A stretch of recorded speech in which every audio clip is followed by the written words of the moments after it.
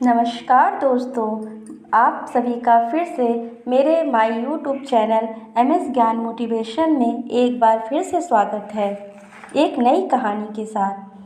पौराणिक कथा के अनुसार एक बार की बात है, एक राजा ने एक मंदिर बनवाया जिसमें कान्हा जी की एक मूर्ति भी रखवाई, लेकिन उसकी कभी पूजा नहीं की। पूजा करने के लिए मंदिर में एक पुजारी को भी रखा। पुजारी नियम से रोज कान्हा जी को नहलाते और बड़ी ही श्रद्धा भाव से उनकी पूजा अर्चना करते। राजा जी रोज कान्हा जी के लिए एक फूलों की माला अपने सेवक से भेज दिया करते थे और जब राजा दर्शन करने आते तो पुजारी उस माला को उतार कर राजा को पहना देते।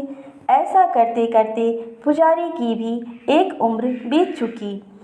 एक दिन राजा किसी वजह से नहीं आ सके और अपने सेवक से कहलवा दिया कि वो आज मंदिर नहीं आ पाएंगे, इसलिए पुजारी जी उनका इंतज़ार ना करें। इतना कहकर सेवक चला गया। पुजारी ने हमेशा की तरह माला कान्हा जी को पहनाई और पूजा अर्चना की, लेकिन जब शाम हुई तो पुजारी जी यह सोचने लगे कि माला उतार कर किसे पहनाई जाए। राजा तो आएंगे नहीं। उन्होंने सोचा क्यों न ये माला आज मैं ही पहन लूं। वैसे भी मेरी उम्र हो चली है, जीवन का क्या पता कब खत्म हो जाए।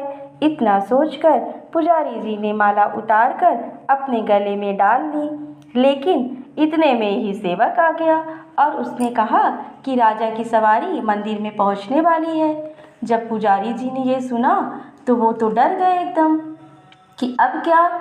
तो वो सोचने लगे कि अगर राजा ने उसे माला पहने हुए देख लिया तो मरवा ही डालेंगे। आनन फानन में उन्होंने माला गले में से निकालकर कान्हा जी को पहना दी। जैसे ही राजा अंदर आए तो हमेशा की तरह पुजारी जी ने माला कान्हा जी के गले से उतारकर राजा जी को पहना दी। राजा की नज़र बड़ी तेज थी। माला में अटके एक सफ़ेद बाल पे चली गई और उनको समझते देर ना लगी, जरूर पुजारी ने ये माला स्वयं पहनी थी।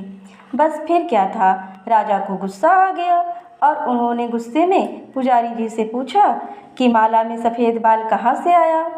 राजा की बात सुनकर पुजारी जी डर गए और बोल पड़े कि ये तो कान्हा जी की है। अब तो राजा को भी क्रोधित हो गए, क्योंकि कान्हा तो भगवान है और उनके बाल सफ़ेद कैसे हो सकते हैं। इसलिए राजा ने फरमान सुना डाला कि कल श्रृंगार के समय राजा खुद आएंगे और देखेंगे कि सच में कान्हा जी के बाल सफ़ेद हैं या पुजारी जी झूठ बोल रहे हैं। उन्होंने कहा कि अगर पुजारी ने झूठ बोला तो उन्हें फांसी दे दी जाएगी। राजा का यह फरमान सुनते ही पुजारी जी का बड़ा बुरा हाल हो गया। अब क्या करें, कहाँ जाएं? अब तो उनका मरना तय है। तब रोते रोते वह भगवान जी की शरण में चले गए और उनसे कहने लगे, हे केशव, मुझसे झूठ बोलने का अपराध हुआ है, लेकिन हो सके तो मुझे क्षमा कर दे और राजा से मेरी रक्षा करे। हे माधव, आपकी सेवा करते करते मैं वृद्ध हो चुका हूँ, आप मुझे माफ़ कर दीजिए।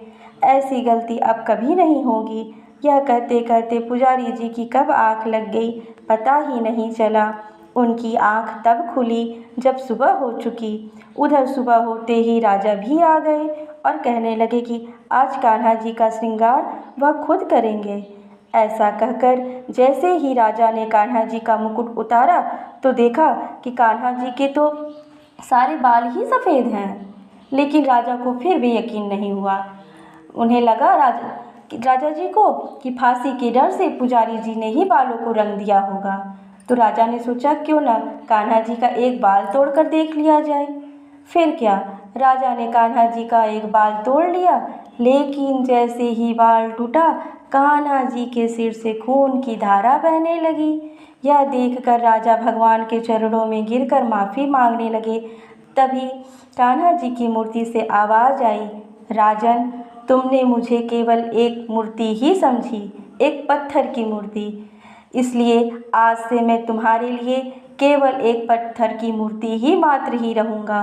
लेकिन पुजारी ने सच्चे मन और पूरी श्रद्धा भाव से मेरी भक्ति की है, इसलिए उनकी अनन्य भक्ति को देखकर मुझे अपने बाल सफ़ेद करने पड़े।